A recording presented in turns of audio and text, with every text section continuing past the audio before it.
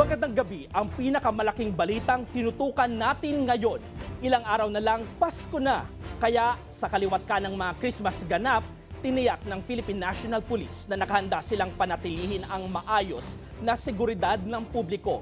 May paalala rin ang PNP at Bureau of Fire Protection ngayong holiday season. Kung ano ang mga yan, alamin sa balitang A to Z ni Naomi Almuhano. 4 na araw bago ang pagsisimula ng simbang gabi at 13 araw bago ang araw ng Kapaskuhan, puspusan na ang preparasyon ng mga otoridad gaya ng Philippine National Police at Bureau of Fire Protection ngayong holiday season. Tinatayang mahigit 100,000 kapulisan ang nakatakdang i-deploy ng PNP sa buong bansa para masiguro ang kaligtasan ng pagdiriwang kumpara sa 60,000 kapulisan na naitala noong 2024. Sa 70,000 dito ay ang mismong uniform personnel at 30,000 plus ito yung mga augmentations unit po natin. Ang nakikita natin na mas damihan natin na para mas mapababa pa natin lalo yung ating mga pinapantayan, lalo na ngayong Berman. Ayaw natin i-disturb yung kasalukuyang strategy na ginagawa ng Philippine National Police sapagkat nakita natin nung nag-increase tayo ng ating police visibility, nakuha natin yung 13% na reduction sa ating mga 8 focus crime.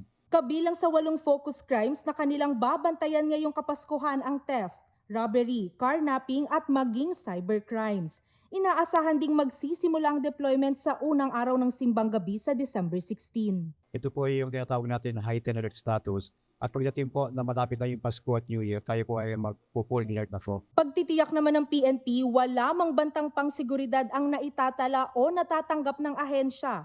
Patuloy ang kanilang monitoring para sa ligtas na selebrasyon ng Pasko at Bagong Taon. At dahil nga holiday season, panahon din ng shopping, discounts at travel. Pero paalala ng mga otoridad, maging maingat at mapagmatsyag laban sa mga mapanamantala. Ang offer ay too good to be true. Yung masyadong mababa, masyadong malaki ang discount. Binabantayan natin ngayon dahil magpapasko yung online selling ng mga firecrackers. Ayon kay Tuanyo, substandard ang mga paputok na binibenta online kaya huwag tangkilikin.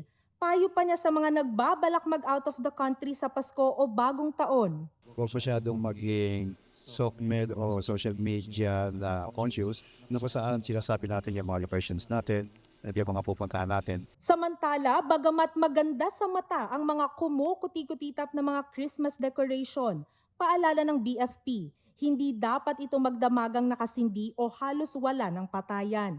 Kapag nag-overheat kasi, buong bahay nyo na ang magliliwanag dahil sa apoy.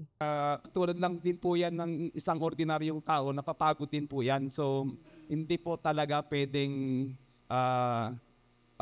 all the time po yan nakabukas kasi pwede po yan pagmulan ng sunog. Payo pa ni Carta, kapag aalis ng bahay o magbabakasyon, siguruhing nakapatay ang main circuit breaker at ipagbilin sa kapitbahay nang maiwasan ang anumang disgrasya. Malaki at masayang pagdiriwang ang Pasko at Bagong Taon sa bansa, pero kaakibat ng pagsasaya ang pag-iingat at responsibilidad sa kaligtasan ng lahat.